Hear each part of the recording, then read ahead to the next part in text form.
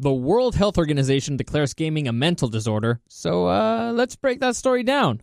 Welcome to the newest episode of SDW. Super Dario World! It's a me, Dario! Woohoo!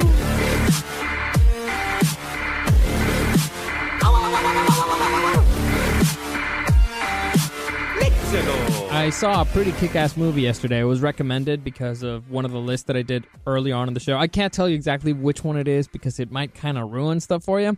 But yeah, a listener recommended it. Shout out Jessica. Thank you for your recommendation. And I mean, it's a movie that I had been recommended before, but she sold it in a way where I was like, you know what? Fine, I finally have to give it a shot. The movie's called Your Name. It's came out in 2016. It's an anime. It's really good. And after watching it, my kid brother has been trying to make a point of why he hates the Oscars, right? And so his point was like, I will not watch the Oscars until they give anime the respect it deserves. And going through the nominees of Best Animated Feature Film for that year, I'm inclined to agree. Like they honestly, Hollywood needs to get better. They snub anime way too much. And I'm not the biggest anime guy, but this one was a big one. A big one. A lot of people have said that was the biggest title of the decade. But it's actually the reason why I didn't see it originally, because it came out and then I believe it was later on that year that I went to Japan. Or was it the next year? I don't know, but it was still a big thing. And the reason why I didn't watch it, because again, it was everywhere. It was a big deal. And so I didn't watch it because we were going through a bookstore and one of my kid brother's friends grabs a manga for it and he's like, "Oh yeah, I want to check this out." I'm like, "Oh, okay, I've heard about that movie." And he's like, "Yeah, well, I want to see because the movie ends this way and I've heard that the manga ends differently, so I want to check it out." So he doesn't know this, but that's the closest death that kid has ever come. If he would have seen my face when he said that, because he was like an idiot looking at the book, I was shooting daggers at him. I was close to murdering him because I hate it when people spoil stuff for me. I hate spoilers. So that kind of killed my entire desire to watch that movie. Fortunately, it happened long ago enough that I forgot kind of what the ending. Well, I didn't forget, but it was confusing. I forgot which one he said was from the manga, which one was from the movie. So it helped that I forgot. And then recently, one of my listeners said, "You should check out this movie." She wanted to talk about it because of a list I did. Again, I can't really tell you which one because it might get confused or it might spoil stuff. So she said, "You should check this one out. Give it a shot." She sold it really well. The story, it's a special movie. It's special. I'll give it that. Let me give you the movies that were nominated for the Oscars that year, the animated feature ones. It was Zootopia. Zootopia won that year. You had Kubo and the Two Strings, which is a great movie. Moana, which is good. My Life as a Zucchini, which I didn't watch, but I'm not a big fan of claymation. And The Red Turtle, which is okay. It's very different. It's a movie. It has no dialogues. It's good. None of those I would consider to be special. Your Name was actually special. Like I thoroughly enjoyed every second of watching that movie. So I want to just put that out there. Well, the story is about, imagine it's a body swap movie, which we've seen a lot of, but it's about a teenage boy and a teenage girl who randomly swap bodies. So it's really weird. And it's really funny because they kind of handled it the way that a boy and a girl would react if they swapped bodies. So Japanese, if they were Japanese and they swapped bodies. And they never met each other. They don't live anywhere near each other. That's the premise. And it just morphs into something else, something completely unexpected. It's a beautiful film. I highly recommend it. Like I said, I just saw it, and there's a ton of hype behind it. And like I mentioned before, some people consider it to be like the greatest anime of this decade. So, highly enjoyed it. Highly recommend it. It's very sad for the best reasons possible. So, if you watch it, let me know. Or if you've seen it, let me know, and we can discuss some of the things that I cannot mention here because honestly, the way that they handled a particular thing kind of makes me change my mind about a certain... I wish I could say it. You have no idea how much I wish I could say a certain thing, but I can't. I'll leave it there. I just highly recommend it. Watch it, and if you do, or if you've seen it, just hit me up because I want to talk to somebody about it. Okay? So, Before I get into the mental disorder thing, let me just give you a quick reminder that Super Dario World is now officially part of the show's podcast network. You can find it in the iHeartRadio app. Just type in The Show Presents Super Dario World. It'll pop up right there. Or you can find it at rock1053.com in our podcast tab. It is still on SoundCloud and YouTube as Super Dario World Podcast. You can find it there. I'll give you enough notice when that thing changes, when it transitions into something else. But you can also find it on iTunes as Super Dario World Podcast. As always, if you want to contact me, reach out. You can always find me at Dario the Show on Instagram. That's the easiest way for you to contact me. As you might have noticed, like this whole rant that I've made about a movie is because somebody reached out and sold it really well. So we got to talking about it, and I've talked to a bunch of you about it, different things. Your questions and recommendations have always been fantastic. That's why I keep pushing that outlet, because it's been fun for me and it's been extremely helpful. But okay, let's get to the news.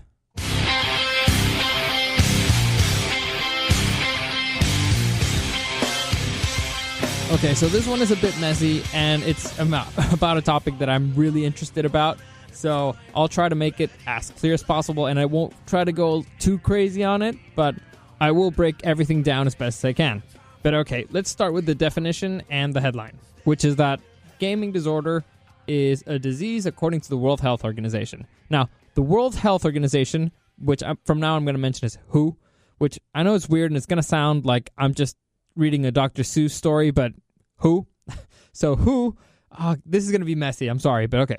WHO is a specialized agency of the United Nations, and basically it's the public health division of the UN, okay? So it's a political agency that, among its many duties, it has an official registry of all the recognized diseases, right? And so in its revision of its International Statistical Classification of Diseases and Related Health Problems, I know that's a mouthful, it has officially added gaming disorder to its registry, and they did it with a unanimous vote. So, here's how WHO describes the disorder. Characterized by impaired control over gaming, increasing priority given to gaming over other activities to the extent that gaming takes precedence over other interests in daily activities, and continuation or escalation of gaming despite the occurrence of negative consequences. End quote. And in order for it to be diagnosed, they also say that it has to be evident for at least a year or of sufficient severity to result in significant impairment in your personal life. Okay? So what does that mean? Basically, if you're playing video games instead of doing other stuff for over a year, you can be diagnosed with this. Pretty much. It's a very loose definition. It's very vague because, well, people have different priorities. But let's break this down. For starters, and I believe it's important to mention that WHO is not the final authority or final voice on anything science in the world of science. It's very powerful. It's a very important organization, but it doesn't have the last word and everything. And there's a fairly even split in the scientific community about tech addiction in general. Now, they went really specific in gaming, and I have a theory about it, but as of right now, it should be under the umbrella of tech addiction. But I'll get to that in a minute. Let's start first with the difference between addiction, disease, and disorder, because honestly, all these are really messy. Super, super messy, and I'll try to clear this up. So, okay, a disease is something that's caused by external influences. For example, a virus or a bacteria that enters your body. A disorder is caused due to intrinsic abnormalities, meaning something that you have inside of you, like a birth defect or a genetic malfunction. And an addiction is considered to be a chronic brain disease, but at the same time, it's classified as a substance abuse disorder. So, I know what you're thinking. What the fuck? You just said one thing is one and one thing is the other. Well, let me see if I can simplify this. Okay, so let's use alcoholism as an example, all right? Because alcoholism is an addiction, and it's considered a chronic brain disease because it has an external factor, meaning you have to add booze into your system in order for you to actually have any effects on it, right? But it's also considered a disorder because there's something wrong in you that requires you to get all that alcohol into your system. So, in the case of addiction, when we're talking about a certain type of addiction, I will mention diseases and disorders, and I will be switching out the terms because technically it applies to both. So if you say a video game disease, gaming disorder, both apply. They mean the same thing even though they don't mean the same thing. I hope that makes sense to you. But in this case, it applies because that's how scientists decided to classify this shit. Okay? So don't blame me. I'm clarifying that because as I was reading through this, I was like, why does one keep saying one thing, one keeps saying the other? I thought this was this was that. Anyway, now there's a reason why I specify that it's an external thing and an internal thing, and there's a reason why who has mentioned both of them, and it's because it affects the gaming industry and it affects individuals. But that's part of my conspiracy theory. I will move into that a little bit later on. Like, this all comes together, I promise. But it's important for you to understand the difference. Now, on the surface, I believe we can all relate. Anybody who's ever played a video game can relate to a moment in time when you're playing a game that's so good that you're like, I'm not leaving, I'm not sleeping, I'm not going to stop, I need to keep watching this. But then again, we can all relate to being really in the middle of a binge watch of a show, in the middle of, I don't know, doing some homework even. Sometimes you don't even want to sleep because you're in the zone and you give up sleep. Or you're reading a book. You're reading such a good story, you just can't give it up.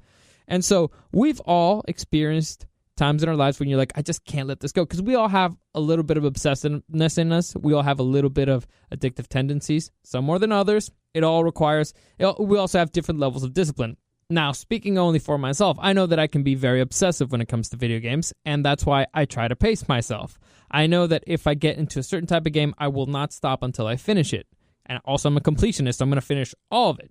So, I tend to pace myself, or I tend to take a step back, and again, that's just different levels of discipline. I know myself. But I am a grown-ass adult. Or I pretend to be. Or at least I look like one. Actually, I don't even look like one. I recently had a girl in a bar, a freaking 23-year-old, asked to see my ID because she didn't believe that I was older than her. Anyway, I'm going off on a tangent. No. So, for myself, I know that I need to pace myself, and I'm an adult. However, the reason why I will give this thing a little bit of weight is because they're trying to focus more on technology for children. Now, there's a lot of cases of kids who refuse to go to the restroom because they don't want to stop playing a video game. You know, they're so in it, they just rather just pee themselves and go to the restroom. There are cases of kids spending thousands of dollars for supposedly free-to-play games. I remember I saw a story a few years ago of a kid that spent like almost 10 grand on Fortnite on buying stupid stuff. So I get it. There's certain people who take this to the extreme that don't know their limits, but I think that those are few and far between. So far, most people, video games don't cause antisocial behavior. There's usually something else that causes that type of behavior. For example, if you have somebody who's autistic, then yes, then gaming might be bad because they might get uber obsessed with it. Or if somebody who's on the spectrum, they might get really obsessed with it, but they were already not, I don't want to say normal, but they did not follow normal human patterns. Is that fair? Okay. Well, they were already different to begin with. Most people, they play a little bit, they find a way to socialize. It's a communal thing. Some people just do it to de-stress. I do it to de-stress. I don't like playing online with other people. I spend too much time around other people. I work in the service industry besides radio. I'm good with people for a bit. I need to relax sometimes and just be by myself and enjoy a good story. Everybody does it for different reasons. Most of us know what we're doing. We know how to control ourselves. When it comes to kids, honestly, to me, that's more bad parenting than it is a disorder. A bad parent can ruin a kid, all right? You can't let TV raise your kid. But, it's your kid. I don't really care. And that's not just with video games. It could be just TV or having them have their iPad all the time. So there's a lot of ways that a bad parent can ruin a good kid. But why are they focusing on this? Because there's a whole bunch of tech stuff that they could focus on. Why are they starting on video games? And I think, first off, video games have always been controversial.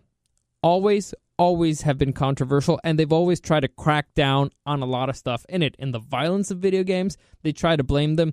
I remember, what was it? There was school shootings that have been blamed on video games, all right? Even though every single study has proven that actually reduces violent tendencies because it's kind of like an outlet. It helps people relax, and people who are de-stressed tend to be less violent. Sure, you might enjoy talking about a whole bunch of shit, but you are de-stressed. You're not going to do it because you already have an outlet for it.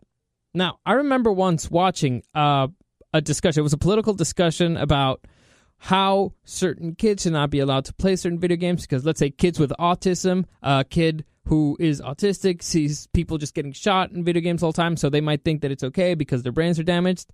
And that's not really fair for autistic kids, because there's a lot of kids who have autism who are very nice people. Not kids, adults. They're people with autism who are very nice people who don't have these issues. Sometimes certain people are broken and they might think that what they see in one place might be okay in the other, but that's not fair to slander everybody who has a particular disease with this.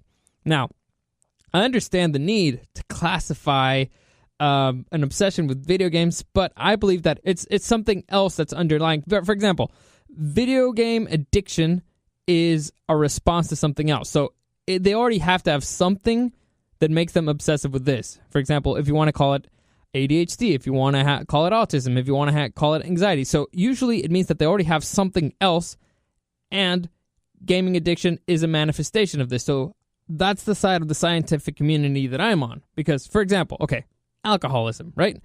If alcohol enters your system, you're an alcoholic, it'll have a chemical reaction in your brain. Video games, it's more of a behavioral thing. So it doesn't really have, every single thing that happens in your brain is chemical, but it's not something that you're ingesting that'll have a chemical reaction in your brain. It's more a behavioral thing. So what causes you to have that behavior is probably something else.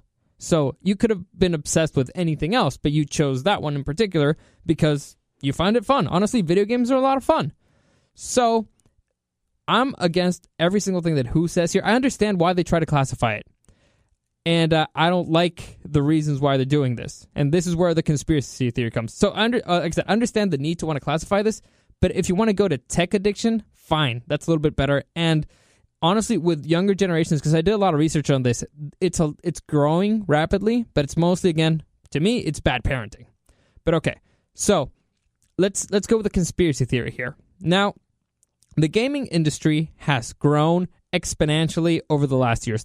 I think they broke records on how much money they made in 2018. So, if it's growing and it's making a lot of money and they've always wanted to regulate it, how is it that the government can make more money out of it? Let me think. Well, what other things cause addictions? Let's say, alcohol. And if alcohol causes an addiction and it's a disorder and it's also a disease, well, then we have to regulate it. Then we have to get a piece of the pie. You need to get permits. You need to get licensed in order to make alcohol. So, if we make video games a disease, if we make gaming a disorder, even if it's not for everybody, if we just make it for certain extremes, but it's classified as a disorder, well then, that means that people who make video games have to buy a license for it. They have to get a license for it. People who want to sell video games, they need to get a license for it. And you know who that screws over? Us. The people buying the fucking things, because it'll make the prices skyrocket, which is fucking insane. It's even crazier because we had just started making progress on the prices of video games. Like, for example, Senator Josh Hawley from Missouri, I think he's a Republican, he introduced a bill earlier last year that set out to ban loot boxes and pay-to-win microtransactions. So for those of you who don't know what that means, is basically you can buy stuff in-game that'll help you win the game easier, or you buy a random box that might have things that you might need, so you gear or stuff like that. And they used to do that. They banned those for kids. So that introduced a bill. It was a bipartisan thing. It had a lot of support because this is the description of it. Start quote, "Only the addiction economy could produce a business model that relies on placing a casino in the hands of every child in America with the goal of getting them desperately hooked." End quote. Now, on that I agree. I've always hated fucking loot boxes, and I hate microtransactions. Just finish your fucking game, okay? I also hate fucking add-ons. I hate freaking things that you have to download afterwards. I hate every single thing that comes out afterwards. Just finish the fucking game. Give me a full price, and I decide if I pay it or not. Don't give me extra little shit, because loot boxes take so much money from a lot of people. So much money. It's disgusting. That's why they made so much money. That's why the gaming industry made so much money last year. Anyway, so they're trying to get rid of that, which I'm all for, because it's bullshit. It's the video game industry trying to take advantage of people, and it's disgusting. Especially because most of these games, they claim to be free, but they come with microtransactions, so F you. It's mostly phone games, honestly, but still, F you. That's not cool. I don't like that you do that to people. So there was progress being made there. Now with this, I think they're going too far. And again, World Health Organization is a political organization. And they're not doctors. They're politicians, okay? Most of them. So I don't trust them. First, I don't trust them at all. So to me, it just seems like a way that they can control more people. But the thing, and there's more repercussions to this, because let's say you have a disorder, right? They classify it as a disorder. Well, what are the big reasons for a disorder? What are the big things that it can do to your life? Well, it can affect disability, right? If you have a disorder, you can have disability. So there's a lot more people who just will stay home, play video games all day and be like, oh, I have a disorder, I have a disability, I can't work, give me money from the government, which sucks. I mean, it sounds kind of cool, but it sucks for everybody else who has to pay the taxes. For example, let's say you are getting divorced and your wife says, no, well, he has a gaming disorder because he's always playing video games. And she just starts saying that she's going to leave you or he's going to leave her because playing video games all the time and doesn't spend time with family. And there's really no way to prove that you're not. There's really no way to prove it because they can cite examples and then you lose custody of your kids for it. So there's a lot of externalities. I'm going to the extreme here. There's a lot of externalities to this, and I consider it bullshit. Now, I do not like having to take the part of or the side of the video game community, but this is their response. And it comes via ESA, which is a video game industry group, all right? So, start quote, just like avid sports fans and consumers of all forms of engagement and entertainment, gamers are passionate and dedicated with their time. Having captivated gamers for more than 4 decades, more than 2 billion people around the world enjoy video games. The World Health Organization knows that common sense and objective research prove video games are not addictive, and putting that official label on them recklessly trivializes real mental health issues like depression and social anxiety disorder, which deserve treatment and the full attention of the medical community. End quote. Now, you should take this with a grain of salt because it's the industry that they're affecting directly, but I tend to agree. Like I said before, there's something underneath that causes video game addiction, which, as they say, could be social anxiety, could be depression, could be other stuff. Now, I don't know if you've ever suffered with anxiety or with depression or any of these things, but I've had personal experience with it, and I've also dealt with people who have these issues. I don't usually talk about this, but I'll get into it a little. I have a lot of issues with anxiety, and with me, it's weird because it mostly manifests. I'm obsessive and a bit anxious, so which means that you get stuck on one idea and you go over and over. You just worry about one thing, and it kind of burns you out. And I have what was called dealings with high-functioning depression. Now, for those of you who don't understand what that means, it basically means you are always tired. You always have fatigue, and you're kind of burnt out. And even though everything, well, I'll go into my story a little. So everything was going great in my life. Honestly, I have a great job. I was dating a great person. I was doing well in school. I was about to graduate. And for some reason, I felt down all the time. I didn't have the energy or the desire to do much stuff. And that's when I found out, because through the person that I was dating, I figured out, I got into a whole bunch of stuff because she had issues. She had PTSD and all that stuff. But I started researching all that stuff to help her. And I read something and I was like, this sounds a lot like me.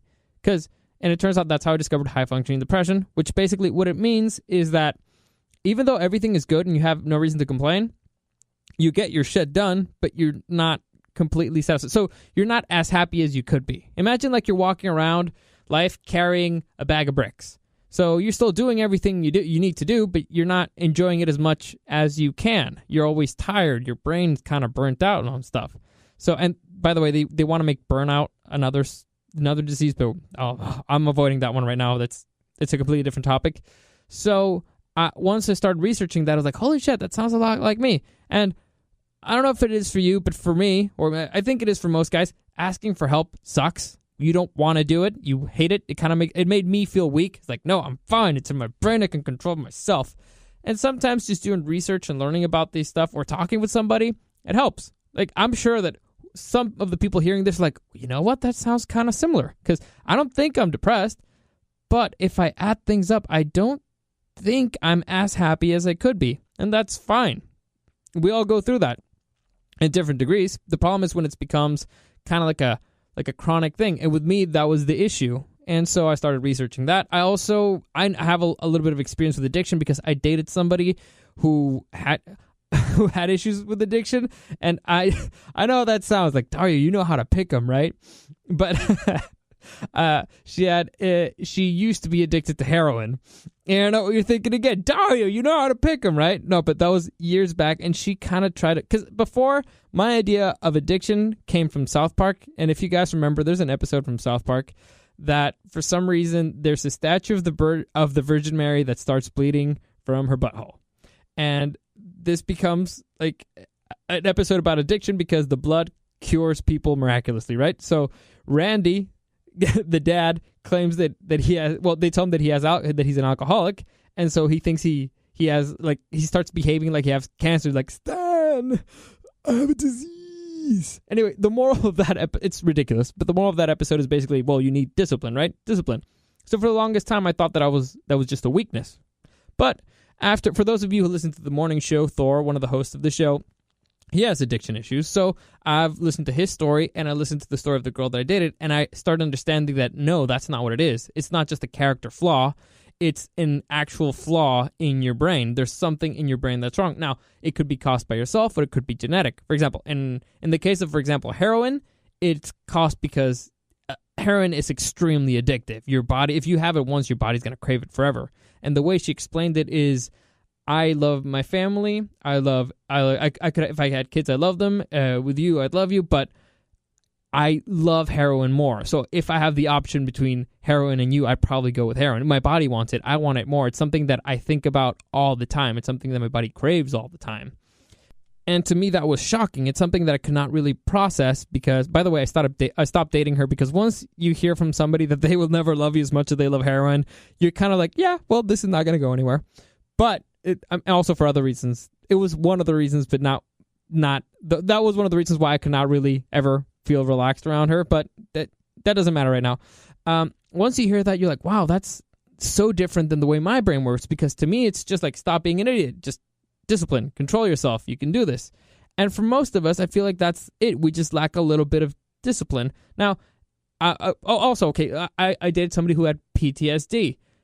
Also, it's a very shocking experience to see somebody get triggered, like to actually have a real trigger, something that happens that makes their body shut down, and the stress and desperation that they go through because they're not in control of their body, they're not in control of their brain anymore, and it's really hard to watch because you're like, why don't just move, just get over it. Things that are so simple to us, they can't do, and so trivializing the people that actually have these sort of conditions is really, really wrong. Or just, I want to say disgusting, but I tend to be disgusted pretty easily with a lot of things. But I'm just going to say that it's wrong because their struggles are a real thing. And if they decide to play a little bit of extra video games and it affects their life, it's not the video game that's doing it. There's another cause underneath, and you need to solve the root cause of the issue, not just the symptom. Is that a better way of saying it? Video game addiction would be a symptom, but the cause is rooted underneath. There's something else in there that you need to fix. So I think this is dangerous in many ways. It's dangerous legally because, again, you don't know the consequences of having a disorder or having somebody claim that, well, he has a disorder and I can prove it. Imagine somebody wants to divorce you. All they have to do is just record a few videos. Well, I'm guessing it's not going to be this easy, but I'm going for a ridiculous example. They have to record you a few times, them saying something to you like, hey, we need to go this. And you'd be like, all right, in a minute, we need to do this. In a minute, we need to do this. In a minute. And then you just angrily burst because that kind of happens. And you know you can't pause an online game. But they record you doing that a few times. They have enough evidence that shows like, well, he has a disorder. I can't trust him with my kids. I can't do this, blah, blah, blah. And how are you going to disprove that? I mean, now you have to go to therapy. Now you have to go with a doctor. You have to find a way to prove that you haven't been playing all the time. It was just circumstantial that she was taking advantage of those things, of those opportunities, just to make you look bad so that they could take your kids. So, again, ridiculous example. Let's go to a more realistic one. The example where if something is addictive, it should be regulated. Gambling, addictive, regulated. Drugs, regulated, addictive. Alcohol, addictive, regulated. Tobacco, addictive, regulated. So, if you're lumping video games in there too, then guess what? Guess what happens? It has to be regulated. The government has to take a bite out of there. If you want to keep selling it, they have to have their say. They have to control it. And that is, I think, that's a regulation of art, because certain art up to a certain point is censored, but not in the way that it's regulated or that you have to be licensed to do it. That's just, it's scary to think about because first off, a bunch of people are there, they're going to stop getting into that industry. Prices are going to go insanely up, and we're at a point in history where it might actually start getting better and better, cheaper and cheaper, because higher competition means lower prices. Also, but new technology means higher prices, so it balances out. So I think it's going to stay stable. But if you can have a kick-ass game that you can play in virtual reality, which, by the way, I'm not a big fan of virtual reality, but if you can get higher quality stuff, but it's being regulated and the price just keeps going up, it's not good. It's not good for anybody. Any way that you want to slice this, who's doing, calling this a disorder is not good. And I get it. It sounds a little crazy, and it is a little crazy, but it's a mixture of me not trusting politicians. I don't trust them. There's always something underneath what they're trying to sell you. And on the surface, it sounds like, oh, that's a good thing. No, there's something underneath, and I don't trust you. You're trying to get something from me, and it's somehow related to money. I know it. There's no... Okay. I'll stop with that rant. I really love politics, but I don't want to get into that rant. I just don't trust them. I don't trust a lot of people. And so, point is, anxiety, depression, social disorders, ADHD, all these things are real things that can manifest through gaming addiction, but the underlying cause is something else, and you need to find a way. If you want to help people, if you really want to help people, that's the thing. They're trying to paint this like we're trying to take care of kids, we're trying to protect kids, blah, blah. This is not the way to do it, okay? It's not. What you need is better parents. The only way to take care of kids is with better parents. So, by calling this a disorder, saying that kids have a disorder just because they want to play video games and trying to, pretend that they don't have something else, is not going to help anybody. And the video game industry has kind of been regulating itself. You know how Nintendo makes a whole bunch of games that actually forces you to move around, do exercises? Other games, they give you a little reminder that, hey, you know what? You should put down the game and go for a break because you've been playing for 3 hours, stuff like that. So they try to self-regulate. I know they're probably just trying to avoid lawsuits, but it's fine. It's a good way. They're self-regulating by trying to avoid lawsuits. That's not a bad thing. So, you're fucking up here. I don't like it. I don't like what you're doing. I don't like the direction this is going. Fortunately, it's not a consensus in the scientific community. I think it will probably go into the direction that I fear. Honestly, I could totally see this is going to go into effect, I think, in 2021, January 1st, 2021, if I'm not mistaken. Oh, no, I'm sorry, January 1st, 2022. So after that, I can totally see somehow video games trying to be regulated or licensing, and you can quote me on that. Remind me, in 3 years, you will see this unless radical action is taken. And trust me, the video game industry will take action because it's really bad for their wallets. And there's no better motivation for anybody than attacking their wallet. But this is just bad. And also, I got into it a little bit about anxiety and depression, all that stuff. If anybody of you ever wants to reach out, I'm more than happy to talk about it. I learned a lot about anxiety, depression, all that stuff, obsessiveness over the past few years because I cared about myself. And so I did a lot of research. I read a lot of books. I can recommend some books and stuff like that. And sometimes it's easier to talk to a total stranger. I don't know why. So if you want to reach out, I'm more than happy to hear you. I'm always happy to hear people. I want to help out because it's one of those things that we don't have to live with it. And sometimes it's such a simple solution. And sometimes it just helps to say it once. To me, the hardest part was saying it the first time. After that, it's something you can open up about more. You don't usually bring it up because sometimes it weirds people out, whatever. I don't really care. If any of you have listened to the show, I don't care about making people uncomfortable. I find it hysterical. But, like I said, at Dario the Show, you can always contact me there. More than happy to talk to you, more than happy to recommend some books and stuff like that, depending on the issues that you have. I want to help people because I feel like I learned a lot, and a lot of people helped me. A lot of people reached out when I was having issues. So you got to pay it forward, man. You gotta help out your fellow man. I mean, I don't do it in a lot of ways, but this is one that I can do easily. So, as always, like I said, at Dario the Show on Instagram, you can just reach out to me there. I'll be happy to help, and I won't put you on blast. I won't share any of your stuff, or I'll keep you anonymous. If I don't know when I'm going to talk about anxiety and addiction and all that stuff again, because it's not something that usually comes up in the news of the things that I talk about, but it's an open invitation. Anyway, that's it for today. I went a little bit longer than I expected, and I know I lost it a bit. I know I lost. I feel super heated right now because I got a little bit passionate on the topic, but hopefully it helped. Hopefully it was informative, and hopefully you found it interesting. So that's it for today. Tomorrow, it's Throwback Thursday, and I was really considering. For those of you who've listened to the show, there's a famous clip of mine that goes, do you know what the gangbang is? And I've had a lot of people reach out asking where that clip is from. Like, do you know what the gangbang is? Where that story is from. So I did want to get to the alien thing. So if I have time, I'll do both. But if not, I'll pick one or the other. So it's either going to be the alien thing and another one of my crazy theories, and or the do you know what the gangbang is story. So I'll think about it for today, or reach out and let me know which one you want more, okay? So that always helps me out. When enough people go like, dude, talk about this, I'm like, okay, well, that sounds better. That makes it easier. Okay, so as always, thank you for listening, and I hope you have a great day.